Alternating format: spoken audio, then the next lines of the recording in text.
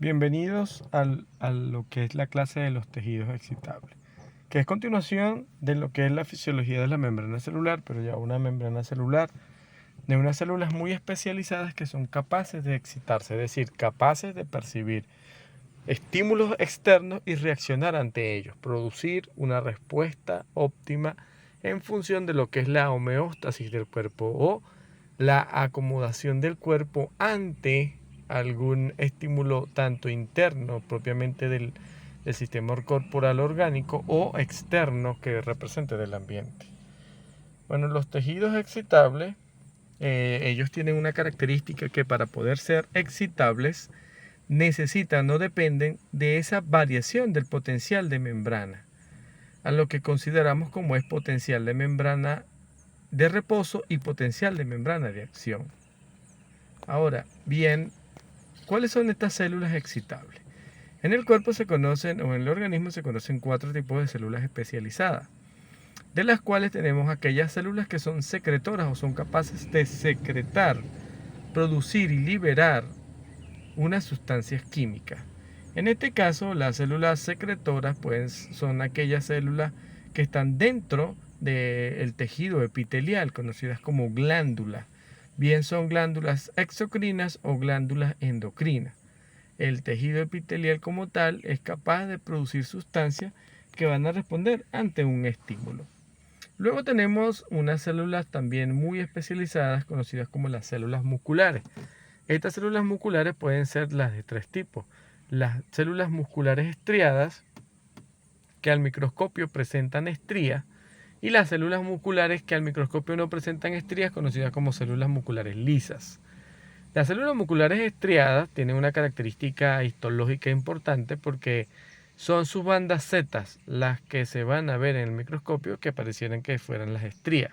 Estas células estriadas pueden ser la estriada esquelética, que está dentro de los músculos y que está de movilidad voluntaria, es decir, que está bajo el sistema nervioso autónomo, bajo el sistema nervioso central, en función de las células musculares estriadas cardíacas, que aunque son estriadas, están bajo control del sistema nervioso autónomo, es decir, son involuntarias. Y las células musculares lisas, que están recubriendo órganos musculares huecos y que solamente actúan bajo el control del sistema nervioso autónomo, simpático o parasimpático.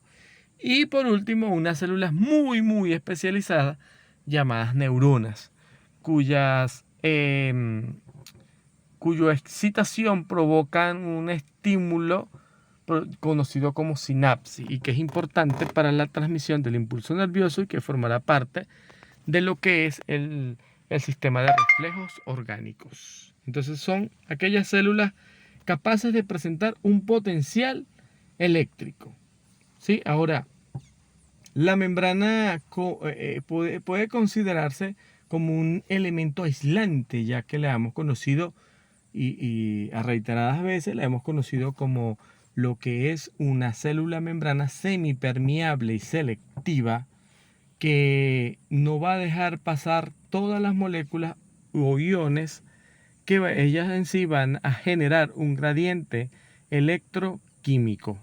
Generalmente esa membrana celular capaz de producir un sistema o un equilibrio no parejo entre el medio extracelular interno y el medio extracelular externo. Es decir, la asimetría en productos que están dentro de una membrana semipermeable. Entonces, esa membrana celular presenta lo que se conoce como el potencial de membrana, que no es más que una diferencia eléctrica o una diferencia del potencial eléctrico entre el líquido intracelular y el líquido extracelular.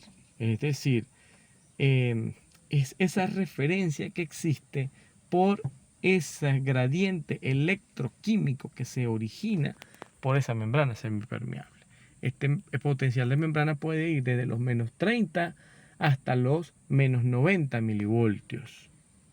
Ahora, tenemos que considerar esa membrana celular como un bipolo.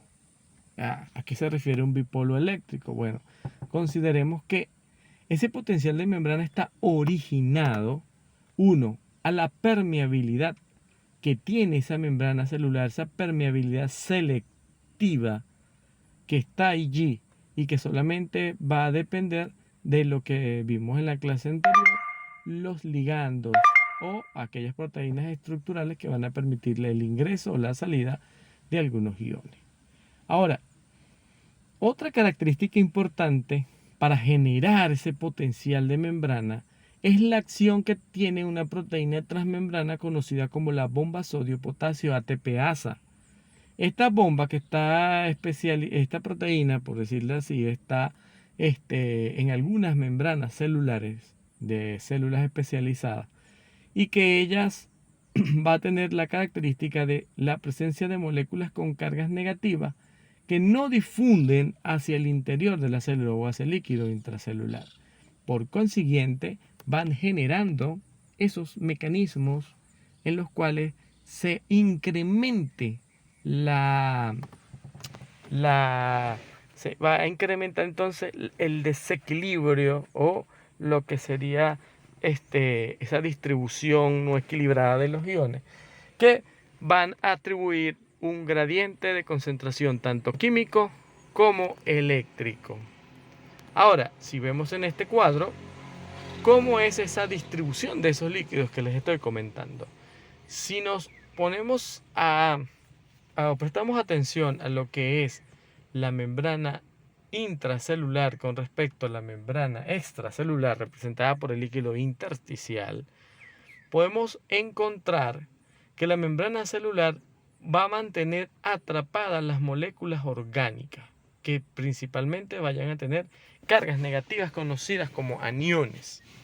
Ok, esos aniones van a ser importantes para mantener otro equilibrio electroquímico en la célula. Pero también esa membrana celular va a permitir la difusión de iones inorgánicos, pero de manera muy limitada, llamadas iones difusibles, que son capaces de atravesar la membrana, pero en una difusión muy, muy limitada. Entonces, los cationes van a circular a través de la célula, a través de proteínas estructurales conocidas como canales iónicos. Ahora, si analizamos esta distribución, encontramos que los cationes como el sodio se consiguen más a nivel de líquido extracelular que en el líquido intracelular. El potasio es al revés, se consigue más en el líquido intracelular que en el líquido extracelular. El ion hidruro se mantiene en alta concentración en el líquido extracelular junto con un pH muy superior fuera de la célula. Es decir, dentro de la célula tiende a ser un poco más alcalino que en el exterior de la célula. Con respecto a los aniones, el cloro está en mayor concentración fuera de la célula. Otros iones que van a estar provocando cargas negativas son el bicarbonato, que se presenta en mayor concentración fuera de la célula, y otras proteínas estructurales que andan, o proteínas que andan circulando a nivel de líquido intersticial. Ahora, con respecto a esos iones y a ese movimiento molecular, podemos hablar de que esos iones difusibles van a estar manteniendo el potencial de membrana. Me refiero a los iones de sodio, potasio y cloruro, que son los más importantes para este tipo de potencial eléctrico. Ahora, se mantienen entonces concentraciones constantes entre ambos lugares, el líquido intersticial y el líquido extracelular. Pero tenemos que considerar que la presencia de esas proteínas transmembranas, conocidas como canales, pueden aumentar la permeabilidad de esos iones, desde el interior hacia el exterior y viceversa. Entonces, dependiendo de las concentraciones, van a estar bombeados de un lugar a otro, dependiendo de sus gradientes electroquímicos. Ahora, en condiciones normales, la membrana celular o la membrana plasmática va a ser impermeable a aniones orgánicos, como el sodio y el potasio, manteniendo muy pocos canales abiertos. Y es más permeable al ion potasio porque se va a mantener algunos canales mucho más abiertos, como se ve en la imagen, esa distribución especial de los canales.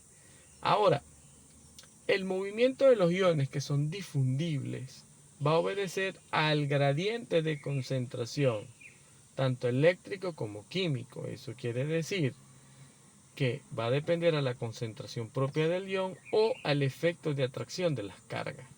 Lo que les explicaba el efecto del gradiente electroquímico. Ahora, el gradiente electroquímico no, no va a ser tan determinante en el potencial de membrana para que porque él va a mover moléculas dependiendo de la carga eléctrica que tenga. Pero el potencial electroquímico va a estimular esa diferencia de potencial entre ambos lados de la membrana. Va a estar generando cargas eléctricas tanto en el interior como en el exterior, para así mantener la entrada de algunas moléculas. Ahora, lo más relevante en este caso es que el gradiente químico, por ejemplo para el sodio, va a permitir también la entrada para el sodio y la salida del potasio. Y el gradiente electroquímico del sodio va a permitir entonces que el potasio pueda entrar también. Entonces todo esto va a estar dependiendo de las cargas eléctricas que tengan en función del movimiento de estos iones. Ahora, la explicación más importante física y química para el potencial de membrana se puede explicar a través de la ecuación de Nernst, en donde habla sobre la distribución de los iones a través de esa membrana celular.